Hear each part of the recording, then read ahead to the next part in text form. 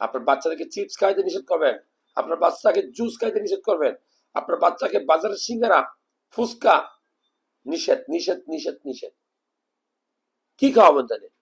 যাদের gastric ulcer আছে তাদেরকে আমরা বলি খাওয়ার মাঝখানে পানি খাবেন না, বেশি করে সবজি আইটেম খাবেন, সবজি, মিক্সড সবজি, মিক্সড সালাদ, এগুলো গুরুত্বপূর্ণ, খুবই গুরুত্বপূর্ণ এগুলা।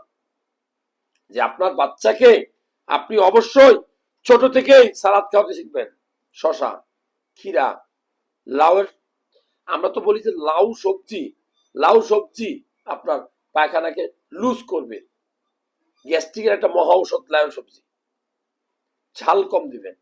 গরুর মাংস পায়খানা কষা করবে, যত বেশি গরুর মাংস খাবেন পায়খানা কষা হবে। সো ইম্পর্টেন্ট যে গ্যাস্ট্রিকের ওষুধ, কিছু কিছু গ্যাস্ট্রিকের ওষুধ আছে খালি পেটে খেতে হবে, যেমন ওমিপ্রাজল, ইসোমিপ্রাজল।